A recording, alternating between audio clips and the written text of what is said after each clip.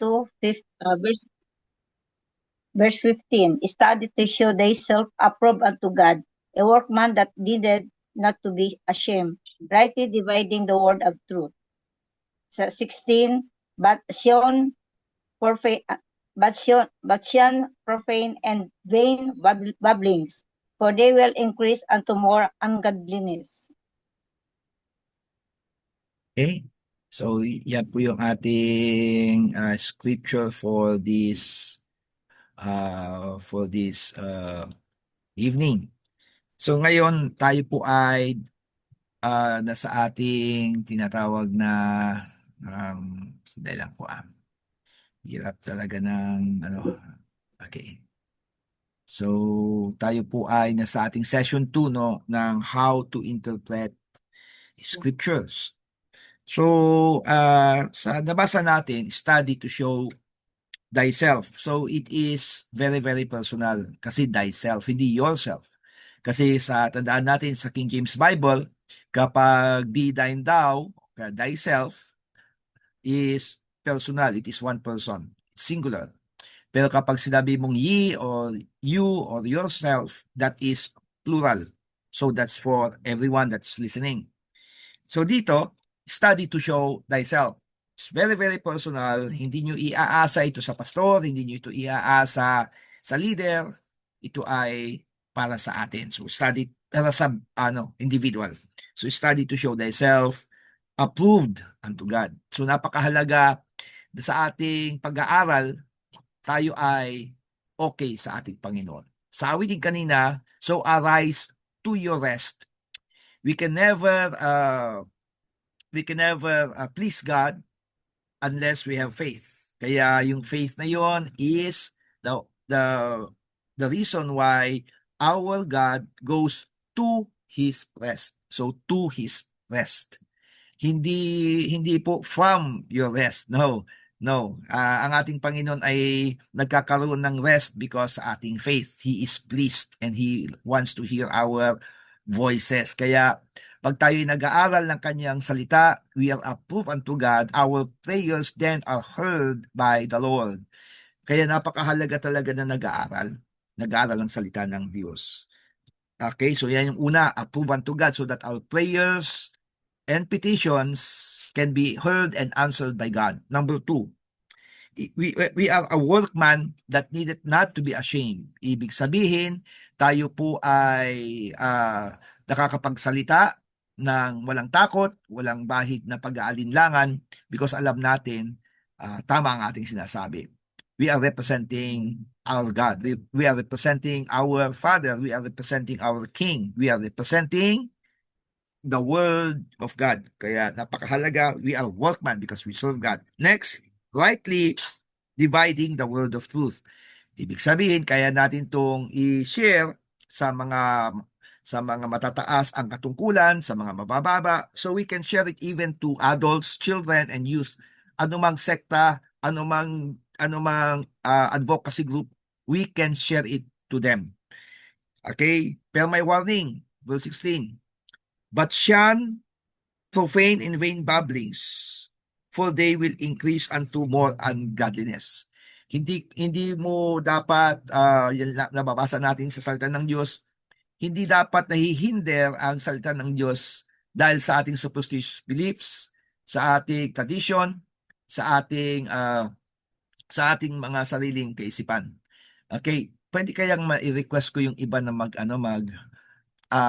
on cam kasi nakikita ko lang dito si Kuya Ronnie at saka si Atina. Kasi si Pastor John ay hindi makapag nakikinig lang siya because siya po ay nag-working. Siya ang tinatawag na WIP, Work in Progress. Okay. So now let's go to our PowerPoint. Now, warning. Medyo matindi po ito. So you can stop me at any time. Okay, you can stop at any time. You just do this. Saan ba yun? Paano ba to? Paano ba mag-virtual hand raise? Wala. Ito, React. Pwede kayong mag-virtual hand raise, ganyan. Asali. Ba't ako nag-share? Pwede kayong mag-virtual hand raise, like so. Okay? Yan ang pinakita ko na sa inyo. Pwede kayong pull to hand raise kapag meron kayong gustong itanong. O kaya, you can just unmute yourself and then you can say, Pastor, sandali lang po, hinay-hinay lang. Meron po kami hindi naunawaan. Amen po ba? You can open your mics and then say, okay. Okay lang? Okay, Pastor. Okay. Okay po. Okay, now let's go to our PowerPoint. Kikita niyo po yan, mga kapatid? May mag-amen lang kapag pwede kayo mag-ano kasi hindi ko kayo nakikita. Nakikita niyo po, mga kapatid, ang ating PowerPoint? Amen. Okay. Okay. Na nakikita. Okay, good. So we are now in our session 2 of how to interpret scripture. So we will focus more on understanding biblical timeline. We have to understand biblical timeline. So ang Bible parang ganito, flat, boring. Boring kasi para ka nagbabasa ng lalo na kapag doon ka sa mga names. So boring. It's like a flat line. Patay. Pag sinabi mo flatline, patay. Pero mayroong kagandahan na sa pag-aaral ng salita ng Diyos if we're going to understand biblical timeline. So we will first make one point. The first point is the first man is Adam. Let us talk about personalities. Ito yung napag-usapan natin last meeting. Sino yung 5 persons? Adam, Abraham, 6 persons pala. Adam, Abraham, Moses, David, Daniel, and Jesus Christ. So, Adam, Abraham, Moses, David, Daniel, and Jesus Christ. At dito, ito na yung isa. This is now the second coming of Christ. Yan yung isang pag-aralan natin. So, ito yung isang paraan para maging exciting ang ating pagbabasa ng salita ng Diyos.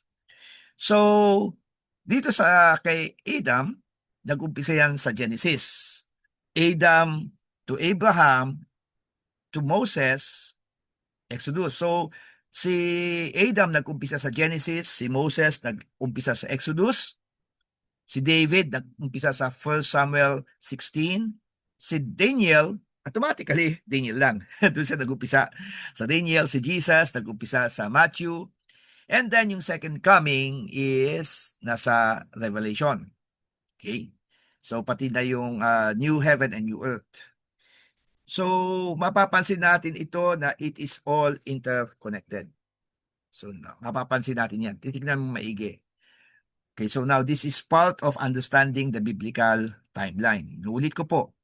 Now we are now looking at the 66 books of the Bible. Okay, the first is the Old Testament. From Genesis to Malachi.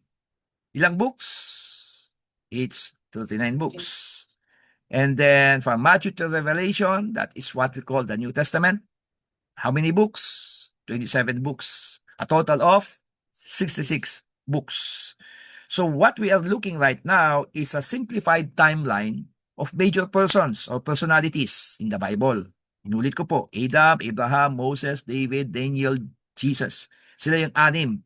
The second coming is, siyempre, tayo yun. Okay? Tayo yun. Ayun, kung ayaw mo, ewan ko sa'yo. Basta ako gusto ko, kasama ako dyan second coming. Kung ayaw mo, ay, di ko lang alam kung anong nangyayari sa'yo. Anyway, so yan yung simplified timeline of major persons, all personalities in the Bible. Any questions so far? That's only part 1. Okay ba? Okay, now let's go to the next. Okay. Now, saan na yun? Yun. Okay. Now, let's continue. Okay. Now, dito, we have the timeline of the years of the earth according to the Bible. So, dito sa timeline of the years of the earth according to, wag kayong mag-alala, ibibigay ko po sa inyo ang photos dito mamaya sa ating, para wag na kayong magsulat. Kunin nyo lang mamaya sa photos natin sa ating Jesus is All Shalom Christian Fellowship Church group chat. So dito, timeline of the years of the earth, mula kay Adam hanggang kay Jesus, we have 4,000 years. Okay, inulit ko po. Roughly, estimation 4,000 years from Adam to Jesus. And Jesus to the second coming is 2,000 years. And the second coming and the new heaven and new earth is 1,000 years. Okay. So anong papapansin ninyo? 4,000, 2,000, 1,000 equals 7,000. So now, dito from Adam to the second coming, it is 6,000 years. Sa total, approximately yan, approximate. Kaya dito pa lamang malalaman natin kung kailan, roughly, kung kailan darating ang ating Panginoong Hesus, ang second coming. O higit sa lahat, the rapture before the second coming. Because ang rapture mangyayari 7 years prior sa second coming. So mauna muna ang rapture. Therefore, Matthew 24, yan na po ang highlights. Kumbaga yan na yung symptoms na malapit nang matapos ang 6,000 years. Okay? So yung symptoms na yan, ano yung symptoms na yan? We will hear wars, rumor of wars, and then maraming magsasabing I am Christ. Okay? Pero mga false prophets, mga antichrist. Maraming mga sakuna, maraming mga nangyayari na. Kaya yung symptoms ng signs of the coming of Jesus Christ or the rapture first before the second coming is talagang nahihinog na. Therefore, the rapture is ripe, malapit na maripe for the picking. Kaya tayo dapat hinog na rin tayo para kapag dating ng rapture, kasama tayo. So the rapture is around that time. Now, dito naman sa 1,000 years, yan yung tinatawag na millennial reign. Saan natin ito makikita? Makikita natin ito, okay, ang millennial reign dito po sa Revelations chapter 20, verses 1 to 5. Okay, inulit ko po. Millennial reign is found in Revelations chapter 20, verse 1 to 5. The new heaven and new earth is found in Revelations 21, verses 1 up to verse 4. Okay? Amen. Okay, any questions so far? Wala. Let's continue. Now, simplified timeline of events in the Bible. Ito yung mga major events. Okay, yung last second coming. Yan, sabi ko na, major event. So the first major event is Adam. Sino makakahula? Ano yung major event dyan kay Adam? Siyempre, creation. Okay.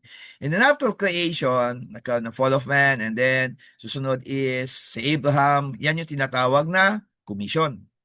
Na-commission siya to be the father of all nations. Okay? And then si Moses, anong event diyan? The event of the coming of the law. Kay David naman, that's the event wherein naging kingdom ang Israel. Nagkaroon ng hari. Okay. And then kay Daniel naman, ang event diyan, yung mga prophecies patungkol sa second coming, patungkol sa rapture, lahat yan. Second coming lang pala. Second coming kay Daniel. And then, yung event kay Jesus is salvation. And then, ang event sa second coming, automatically, alam natin to, second coming. Okay. So, those are the simplified timeline of events in the Bible.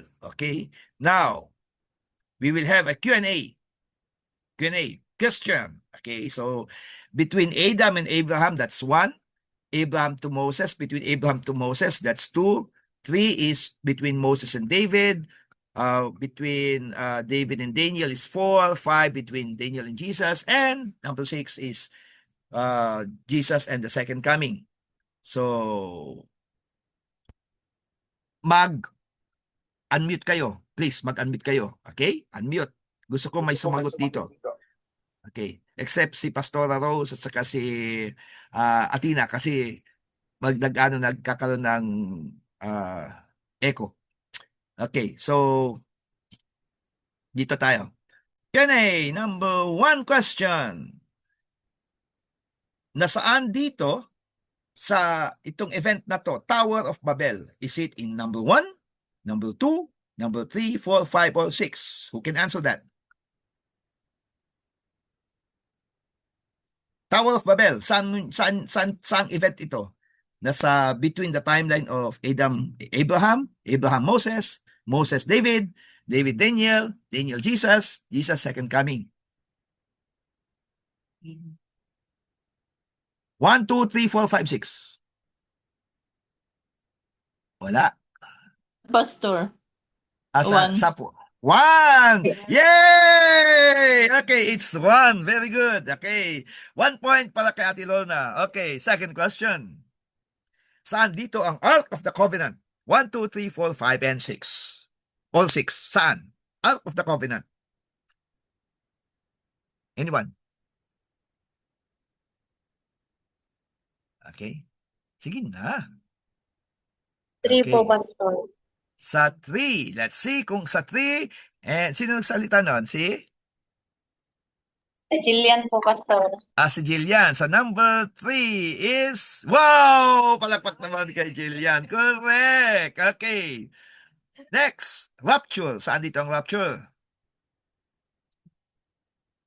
Okay, number 1, 2, 3, 4, 5, or 6.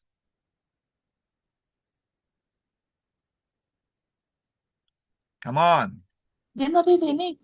Number 6, Pastor. Number 6 kay Ate Lorna. Wow. Okay. Number 6. Ang galing na mga to. Okay.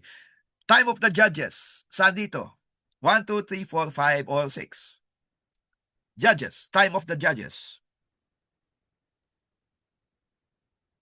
Number 4. Number 4. Sino sabi number 4? Do you approve number 4? Sino ba may ibang sagot? Wala? Number 5. Number 5 Number po. Number 5. Number 5. Okay. Sino pa? Lord, patawarin mo ako, Lord. Asay pa Sara? May sinabi ka kanina eh. Number 4. Okay. Hindi, nagsabi siya number 4, number 3. Okay, so the answer is, tama si Pastora Rose, it's number 3. Judges! Judges! David and Daniel is the time of the kings. Okay. Time of the kings. Okay, Daniel and Jesus is the time of the captivity. Okay, captivity and so on and so forth. Okay, sabi ko na ito ano. Okay, great flood. Saan dito? 1, 2, 3, 4, 5, and 6. Great flood. Come on. Saan dito ang great flood?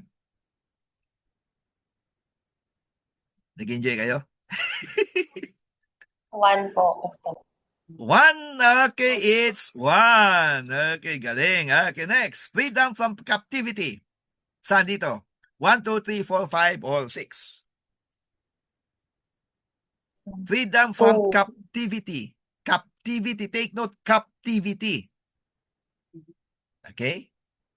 Captivity. Freedom from captivity. Okay. 2. 2 daw? Okay. Captivity, ha? Okay. Sino pa?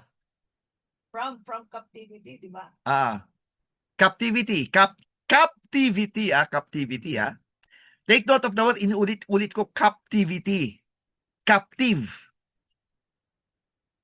I'm not going to say anything about that. Okay. Sirit? Number 5 po. Number 5. The answer is number 5. Galing ni Kuya Ronnie. Captivity nga ron. Captivity. Captive from Babylon. Okay. Kaya nga, paulit-ulit captivity. Ito. Freedom from bondage of slavery. Ayan yung sinasabi ninyo. Saan yan? Number 3. 2.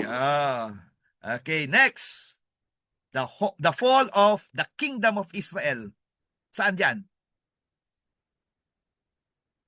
1, 2, 3, 4, 5, or 6?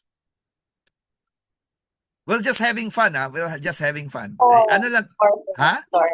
Sa Four. 4? 4? Whoa, 4. Very good, very good. Okay, now, ito naman. King Hezekiah. Saan dito? King Hezekiah. Hezekiah. 4. Sabi ni Pastora Rose, 4. Next, Prophet Elisha.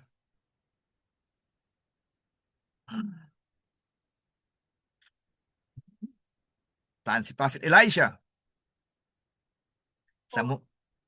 Okay, sabi ni Pastor Rose is 4. Very good. Okay, Joseph the Dreamer. Saan dito si Joseph the Dreamer? Allah. Joseph the Dreamer. 1, 2, 3, 4, 5, or 6? 2 po, Pastor. 2. Very good, 2.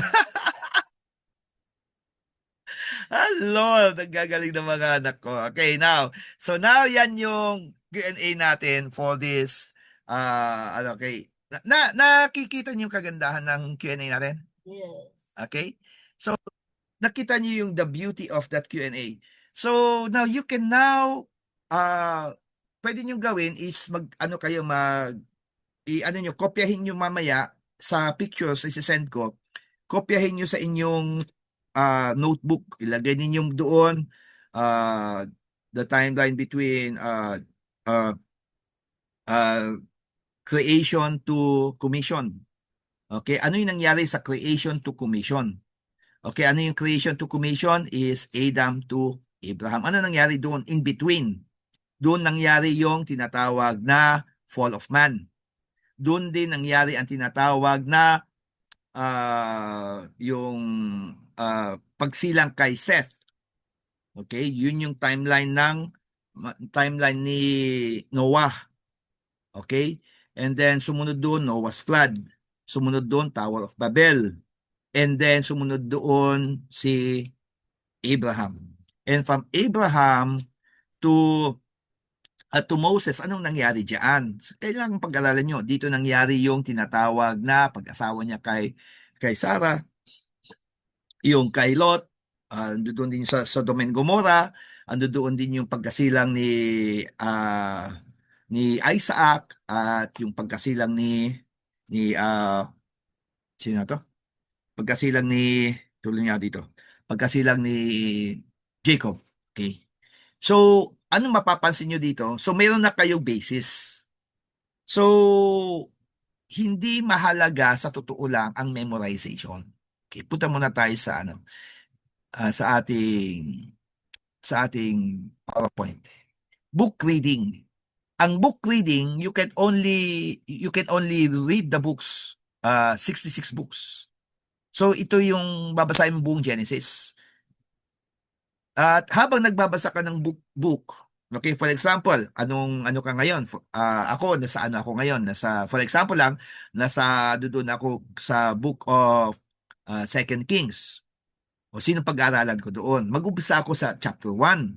Susulat na ako doon. Chapter 1 sulat ko. Sino yung mahalagang tao doon? Chapter 1. Ano yung event na nangyari doon? Yun ang isulat mo. Ano yung major event?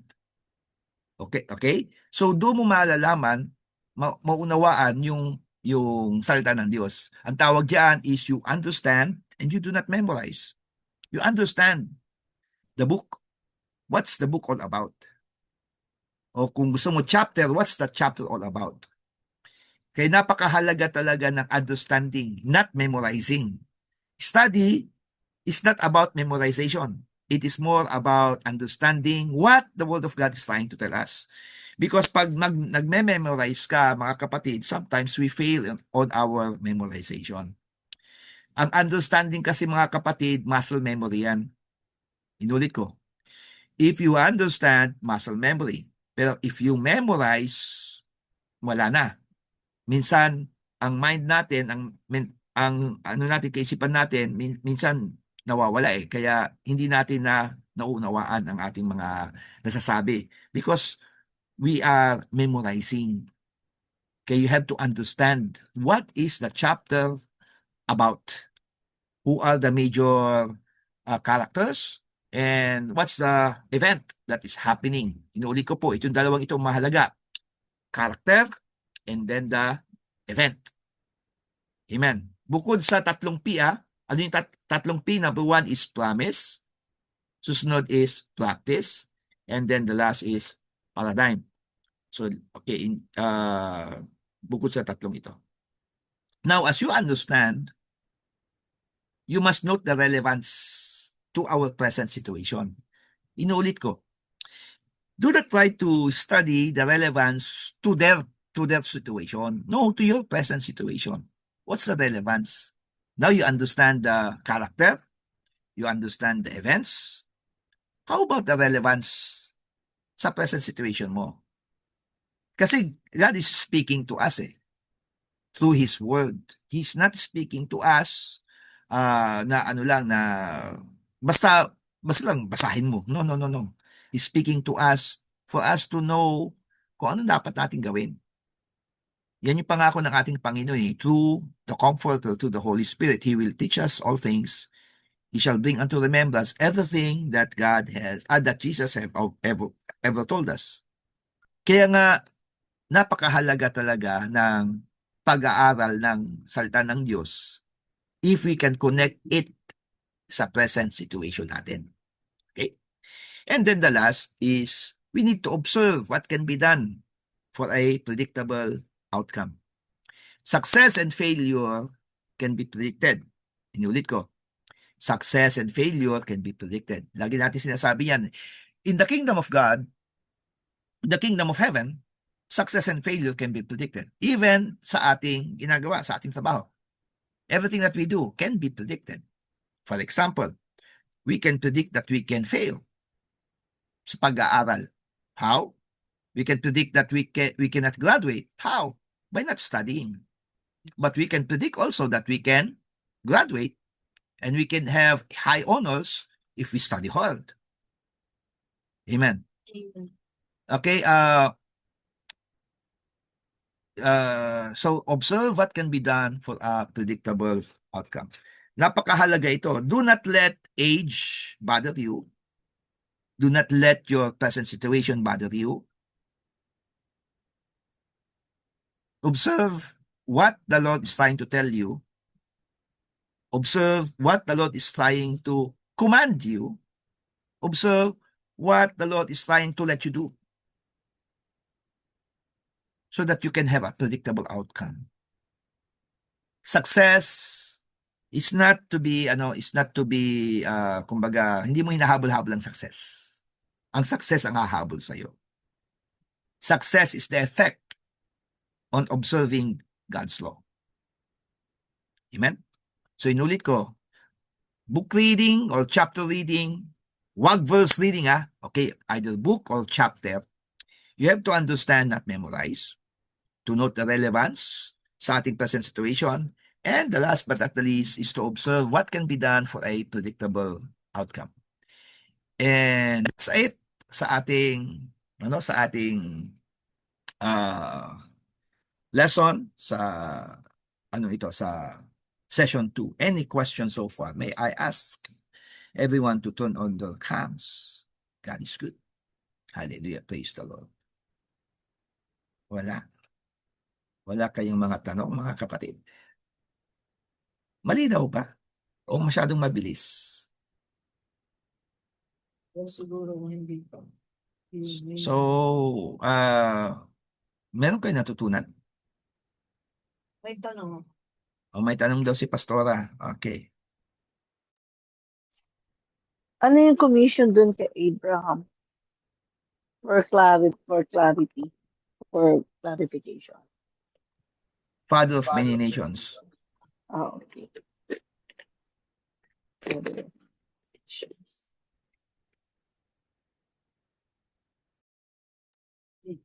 Anybody else? Hello?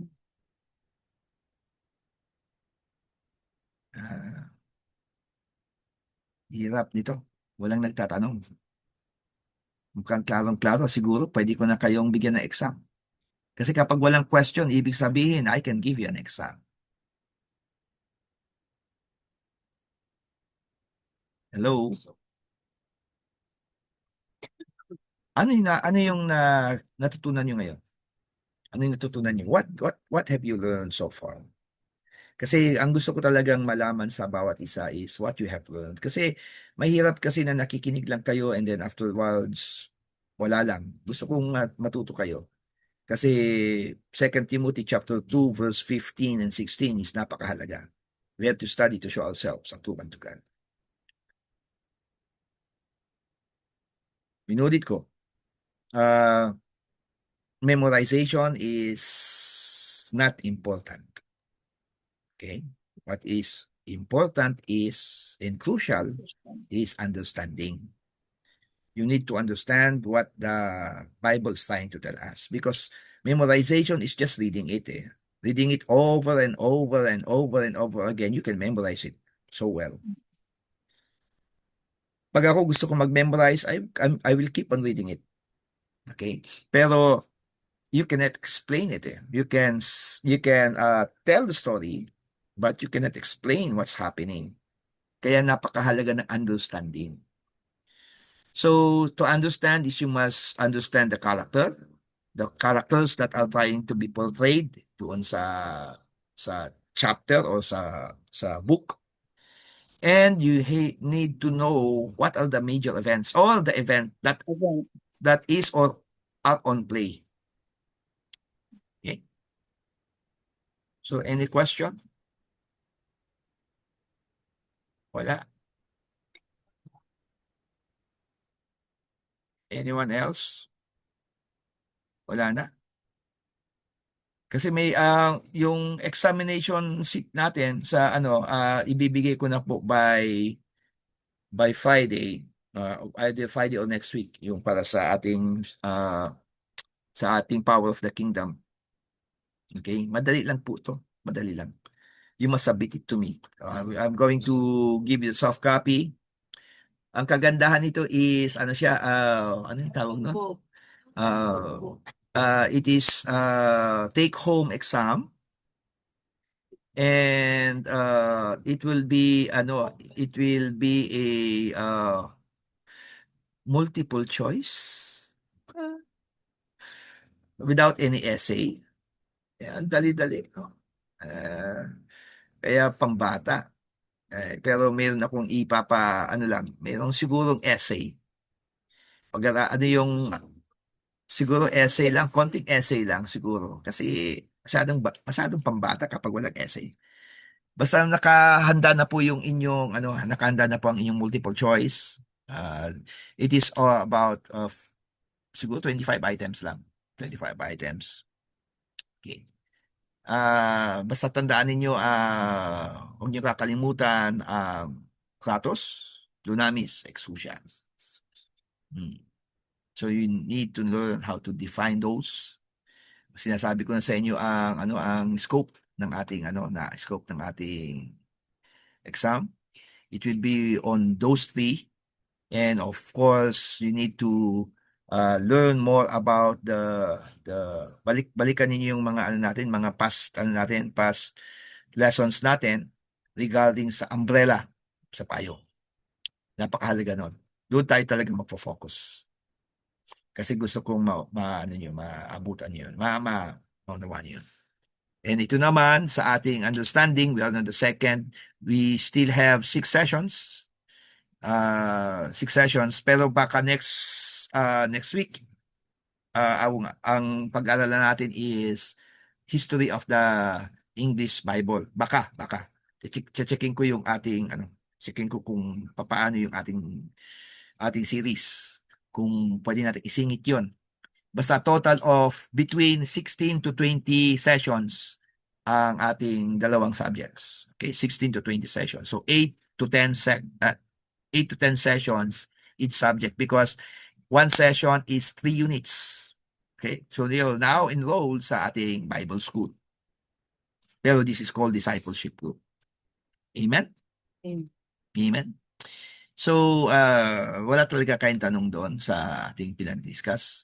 Kasi ang gagawin nyo na ngayon sa inyong pag-aaral, sinulit ko po, learn the characters that are portrayed doon sa book or sa chapter. And ano yung events na nangyari doon. And then, how can you relate it? Ano yung relevance nun sa ating present situation? At ano ang pwede natin gawin? Okay?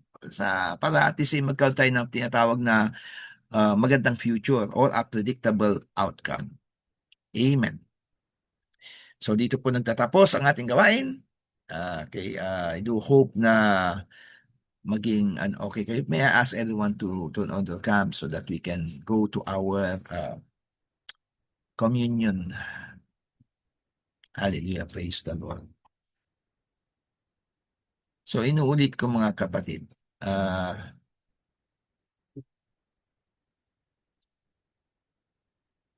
Saan na iba? Okay. Pwede na tayo siguro mag-start. Sino dito ang na-excite sa ating pinag-aaralan? Ako lang ba? Hindi. Ako na-excite ako sa paggawa eh. Ang hirap kayang gumawa ng PowerPoint na gano'n, no? Isa-isahin mo. Very exciting. Ang ganda. Ang ganda. Ito kay gusto ko sanang ipakita lang sa inyo sa gumagawa na nga ako eh. Igaganon ko lang sa inyo eh. Ipapakita ko lang sa inyo pero mahirap eh. Pero kaya sabi ko, gawan ko na lang ng presentation para at least mas klaro. Don't worry, inulit ko, i-share ko to sa ating group chat. Kaya no worries. I-spoil ko kayo sa ating group chat. Hindi ko to i-share sa ating Bible School, kundi i-share ko to sa ating Jesus is Our Shalom Christian Fellowship Church group chat para ma-avail ng iba because this is free. Ang mag-exam lang yung mga at saka naka-enroll yung nagjo-join dito. Pero kapag hindi ka nakapag-join, even though you have those notes, sorry po, you are not enrolled. You are not enrolled. Yan. Okay, so kung wala na, let us all go to the communion. Okay, taas po natin ng bread. Let us all pray. Father in heaven, again, we give you thanks and praise. Salamat po sa patuloy na pagsama niyo sa amin na pag-aralan. Tunay nga po na na-excite kami sa mga nais niyo pang gawin sa aming buhay. Truly, O Lord, kayo pong nangungusap sa amin. Hindi po kami nagbabasa ng inyong salita para lang kami ay lumunok lang parang sa pagkain, but ninanamnam namin ito. Ninunguya namin ito. So that the nutrients will continue to flow in our lives that we may grow thereby. Kung kaya sa pagtaas namin at tinapay na ito, ganoon din po sa aming pagbabasa ng inyong salita, nanamnamin namin ito upang patuloy na malaman namin, maunawaan namin ang mga nais niyong ituro sa bawat buhay ng bawat isa. Kung kaya sa pagtaas namin at tinapay na ito, patuloy na dinedeklara namin ang inyong salita ang aming pundasyon sa aming buhay, sa aming pamilya at maging sa aming simbahan. At kakainin namin ang tinapay na ito ng may pasasalamat at pagsamba sa ngalan ni Kristo Jesus.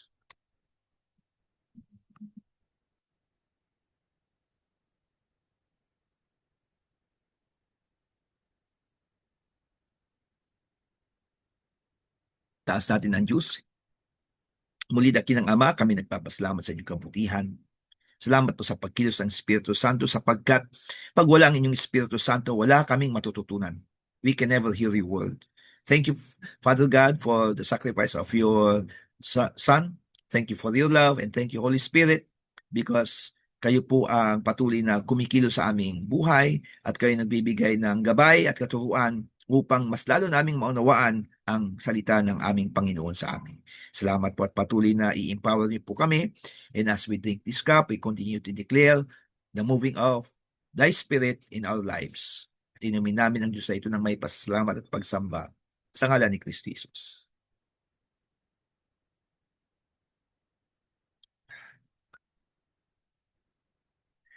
Hallelujah. Thank you, Father God. Thank you, Lord, for this family altar. Thank you, Lord, for the presence of our brethren. Thank you, Lord, for your love. Thank you, Lord, for your continued guidance and teaching. Let your Spirit continue to flow. Let your Spirit continue to empower us sa aming patuloy na pag-aral ng inyong salita. May we have a predictable outcome. May we continue to observe thy laws. May we continue to love you more. May we please you sa pamamagitan ng aming faith. And may our faith be alive sa pamamagitan ng aming action and reactions. Move in our lives, O God. Freely move in our lives. Let your Spirit move mightily to guide us and teach us, so that everything that we do, it will be pleasing in thy sight, and you will be magnified and glorified. We exalt your name. We enthrone you in our lives. Be magnified, be glorified. In Jesus' name we pray. Amen. Okay, may I ask everyone to turn on their cams so that we can have our picture. Wow, sino po yan? Is that Vincent? Si Vincent ba yan? Okay, alam niyo ba yung Vincent? Starry, starry night. Paint your palettes blue and gray. Alam mo yun, Vincent? Yung kantang yon? Hanapin mo yung yung kantang yun na Vincent. Pangalan mo yon, Vincent. Maganda yon. Okay, sa mga hindi po nakakaalam nun, ewan ko lang. Okay, yan si Mitch. Hello, Mitch. Is that, sino yan? Si Lakwatsa. Hello, Lakwatsa. Ay, si Aisha pala. Andun si Inang, andun si Justin, andun si Jillian. Oh, hello. Andun si Jake. Jake, wala pala si Nicole, no? Doon na sa klase niya. Okay, so let us all, point up with our right hand. Point up. Okay, everyone point up. Okay. Picture muna tayo. 1, 2, 3, smile. Okay, sandali lang. Checking ko lang kung ang hirap dito. Ako solo. Tingnan ko. Okay. Tapos na ang ating gawain, mga kapatid. Good evening, good night, and God bless us all. Good